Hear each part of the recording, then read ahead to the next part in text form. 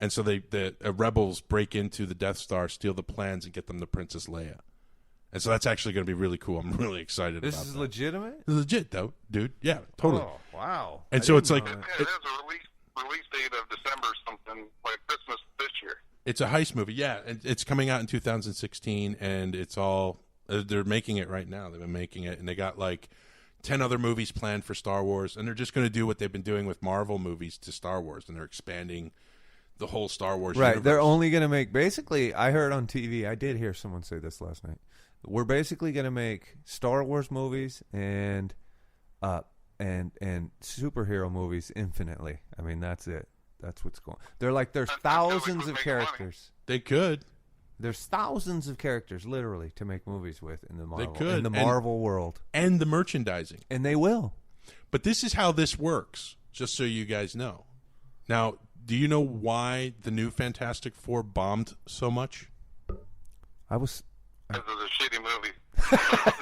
Well, no doubt that it was shitty, but this is how Marvel or Disney plays ball.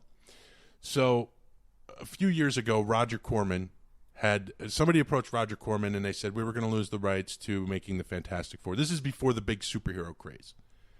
And this was, I think it was from Canon Films or something, which is out of business now or whatever. But I actually have a movie poster for that Fantastic Four. So it was made just specifically so that Fox could keep the rights to do future movies and not lose the rights. And then the rights would revert back to Marvel. All right? And so I have a movie poster for that movie signed by Roger Corman and Stan Lee. The movie was never released. There was a big legal battle. It was shelved, and it never came out. You can Google the trailer, and it's okay. I mean, there's like a bootleg copy. It was supposed to be destroyed or whatever. What's the poster worth? And so then once again, it's kind of a lot. I mean, it's collectible. It's rare, but rare doesn't always mean valuable. But it'll be more rare because you could still get Stan Lee and you could still get Roger Corman, but getting both, that's where I'm good at doing what I do. And so basically when they were about to lose the rights again to Marvel, that's when they made the Chris Evans Fantastic Four. And then they had to do the remake just to keep the rights. Okay? Because in the comic book universe, all the stuff that's happening with Ultron and stuff comes from Reed Richards and Tony Stark, and they make all these mistakes and stuff. And so without getting too complicated. Okay, so basically now that they decided to reboot it again with this younger crowd, the 2015 one, Marvel will not let them have any merchandising rights. Now think about the complete lack, and you'll see this too with X-Men. Think about the complete lack of Lego sets, the toys, the T-shirts, the action figures, the lunch boxes, the school bags, right?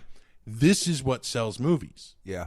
Okay, and Disney knows this, so they're trying to starve Fox and these other studios out to get their rights back.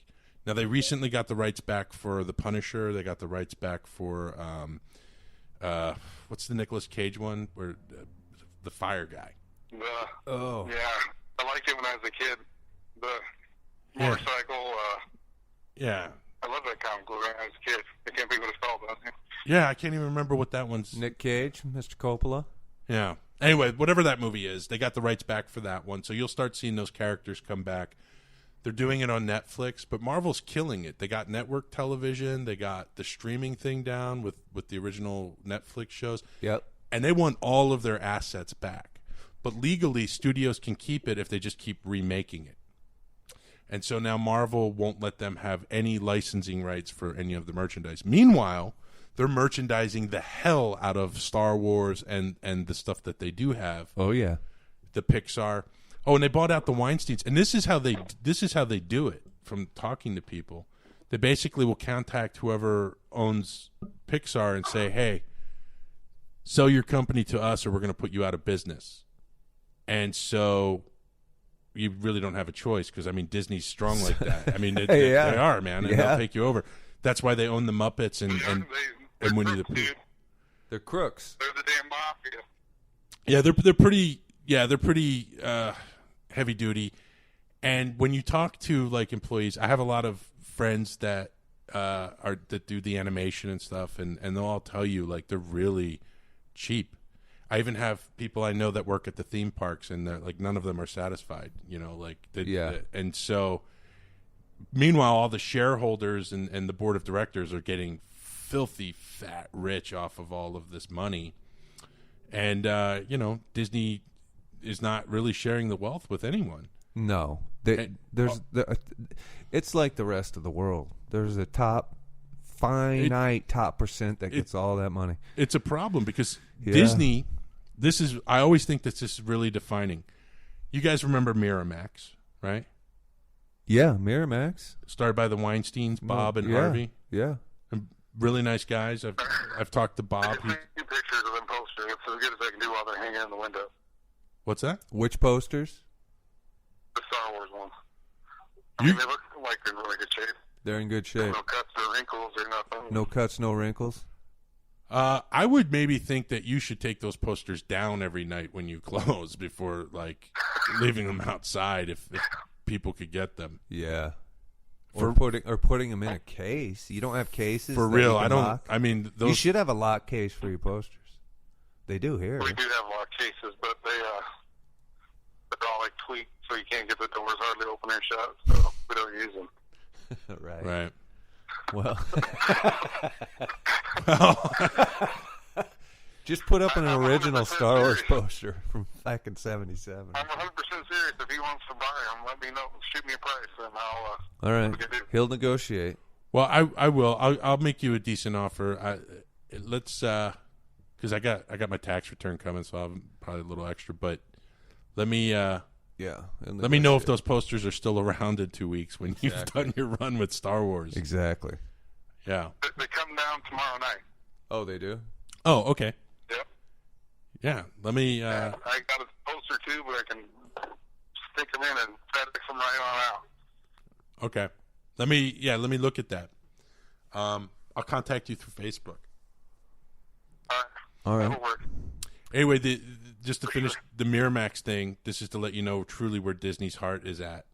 Miramax was an independent film company started by two brothers, Bob and Harvey Weinstein. They're very nice guys. They've empowered a lot of filmmakers and artists to do their movies. People from Tarantino to Kevin Smith to, just the independent film, right, community. And they named the company after their parents, Miriam and Maxwell. Their mom, Miriam, and their father, Max. And so Disney went and basically stronghold Miramax and the rights right out from the Weinsteins. They basically took over the company that the Weinsteins named after their parents, Miriam and Max. Our neighbor had a famous feud with the Weinsteins. What's the... Mark Christopher, the writer and director of Studio 54. Oh, really? Yeah, big falling out. That's good. Hey, Tamara. Sit down, grab a mic. Oh, well, where you going? She's already gone. You still there? Jurassic World. What? You got Jurassic World? Yeah. Oh, really? Dude, why don't you sell those on eBay? They ruined it, though. They take the freaking sign. Ask him why he doesn't just sell them on eBay himself. You should be selling them on eBay yourself, actually, these things. I can't. The studios, my contracts with the studio, if I get caught. They're hawking them. He gets caught, no deal. Really? Because I sell mine on eBay, no problem. Yeah, but he's working. He's working for him technically. Exactly. Yeah, I have a contract with all the studios that we show films for, and essentially I had to put up my house as collateral. And wow. I signed an agreement that if I have to go to court, I have to go to court in California. Jesus. Damn. They'd probably drag your ass out here too. Yeah. Wow. That's serious shit. Yeah, there's wow. Jumbo to the movie. Damn. My lawyer said, "Don't sign those papers." Did he? But yeah. but you did, So huh? I'm not making any money off of this thing. So wait, is this Yeah, your it's theater, a- or are you just No, managing? he's getting screwed. He's just managing, right, or something. No, he's I not. don't even manage. He doesn't I'm even just manage. the They president pay of the someone board. $30,000 to manage. Dude, I always wonder how these little theaters are staying in business now. I mean, it's really hard because you said you're making money though, right? Yep. how You're- old? I mean, Well, he's so not I'm making charging money. for You it, should. $6. No, but you want the theater to at least be He able to should pay have for bought the itself theater. Man, He should have bought because the you theater. lose the I communal. should've. How old is the theater? Yeah, how old is it? It was built in 1906. It didn't start showing film until like 1911, I think. This is interesting for a few reasons. I saw. I've been there and inspected I the saw your building. pictures on Yeah. Facebook. It Oh, got yeah. remodeled in the 80s, so they kind of ruined it. This theater is fucking amazing inside, though, and I saw. I mean, it's like a real piece of history. What was the original name of the theater? I'm just curious. It was. Oh, I don't remember. Was it the Palace by any It had chance? two names before. The Granada. Okay. I don't remember the first name. Okay. I have to look it up. I always had this thought, and these old movie theaters. Okay, have you scoured this thing? Like, have you looked through every nook and cranny, like in the attics and in the basements and stuff? Oh yeah, The little- I've been every inch of this thing. Little crawl spaces. I've always had this thought that there would be like a secret stash of vintage movie posters somewhere, and you could find like an original Frank. Vintage movie posters here. When the guy that owned it for years and years and years and years, his name's Art Downer. Yeah, When he sold it in 1986, yeah. he'd saved all the posters. Okay, For a few ones that he gave away to kids throughout the years, but he had like piles of them. because dude, if you had like, that bought it in 1986, probably had like Star Wars, all kinds of shit, and they just threw it all away. wow, man, wow, yeah. If you had like those Star Wars, or if you found like an original Dracula or like an original Frankenstein in there, that's worth so much money, man. You could like retire off of those, especially those giant Yeah, 6 sheets and stuff. Al Capone's vault in the back in the corner, Yeah, they built this cinder block little room that you can't get into to hide something back there. right. So we got a camera, little, I don't know what you call it, tiny snake camera. Little drone. Look through to look to see what's in there. We can see that there's seats. I'm sure it's all asbestos that they took off the pipes when they removed the steam pipes. But there's some seats in there. Yeah. And we would really like to see it. But if we take it out, then you got to do that shit. There's probably an ancient mummy curse. It's where the ancient curse is if you release it. No, but seriously, that could be like a speakeasy or something in there, dude. You could probably find like a vintage bottle of cognac that's worth like $500,000, $250,000 in there.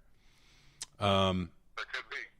I had an idea for a movie based off of your movie theater, the one that I saw the pictures of. And this would be like, it's the 80s, right? The 1980s. Did you ever see that movie? I think it's called Capitol Records, where all the kids work at the place. You know, Was John Cusack in that one? no, but it's kind of like that type of movie. It's the one where all the kids work at the record store, and it's like getting ready to close and go out of business or whatever. Yeah, I can't remember who's in it though, but I know the movie. Anthony LaPaglia is in it, and Renee Zellweger is also in it. Anyway, my idea is that the movie theater, it's the end of summer, so it's like one part Dazed and Confused and one part, I think, Capitol Records. And it's the end of summer, and they're doing like a monster movie marathon, like the last weekend of summer, and all the employees are getting ready to go off to school and college and start the. So I guess it's like American Graffiti, you know what I mean? But set in the 80s when life was cool and awesome and wonderful. Exactly. But I had the thought, if we were ever able to write it, of filming it at that theater, your theater, because your theater is got so much awesome character. It should be in a movie, or at least a documentary, man. It still has the 80s oak railings and shit in it. You can Yeah, that's fantastic. see the old school. Did you have